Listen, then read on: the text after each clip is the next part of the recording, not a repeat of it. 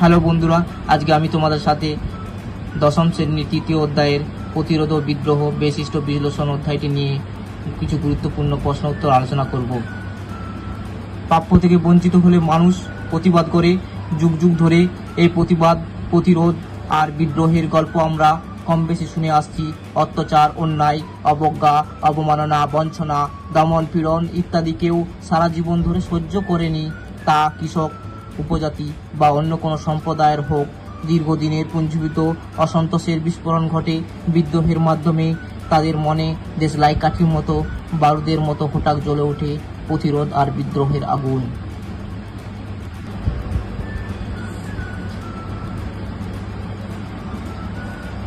British সরকার কাকে ভারতের প্রথম ইন্সপেক্টর জেনারেল হিসেবে নিযুক্ত করে?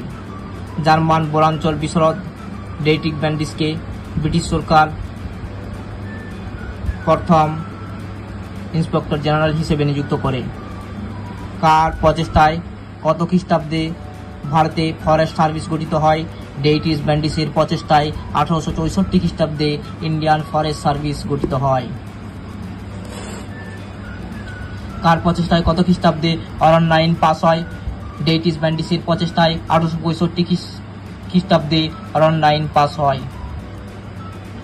কত খ্রিস্টাব্দে জার্মানির কৃষিবিদ ভয়েলকার এদেশে আসে? 1894 খ্রিস্টাব্দে জার্মানির কৃষিবিদ ভয়েলকার এদেশে আসেন এবং তার পরামর্শ মতো ভয়েলকার রেভলিউশন পাস হয়। চুয়ার কোন অঞ্চলের আদিবাসী ছিল? চুয়াররা ছিল মেদিনীপুরের জেলার অন্তর্গত উত্তর পশ্চিম দিকে জঙ্গলমহল নামক বনাঞ্চলের অধিবাসী ছিল চুয়াররা। পাইক কাদের বলা হতো? চুয়ারদের পাইক বলা হতো। চুয়ার বিদ্রোহ কত বছর পর্যন্ত চলেছিল?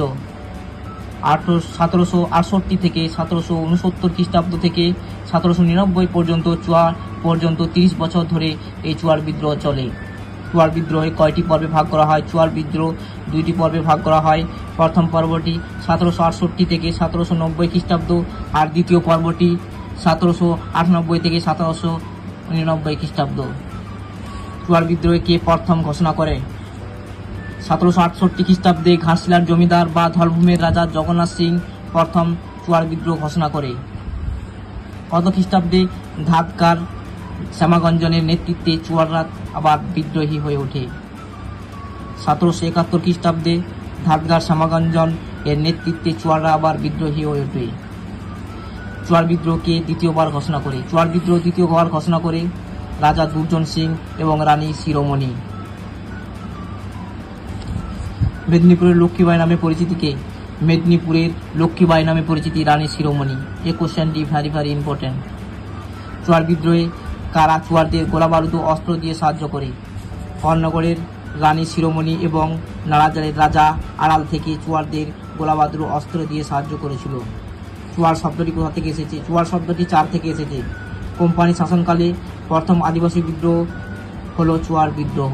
চুয়ার বিদ্রোহে কয়েকজন নেতা হলো জগন্নাথ সিং, ধানকার, শ্যামাগঞ্জন, দুর্জন সিং আর রানী শিরোমণি।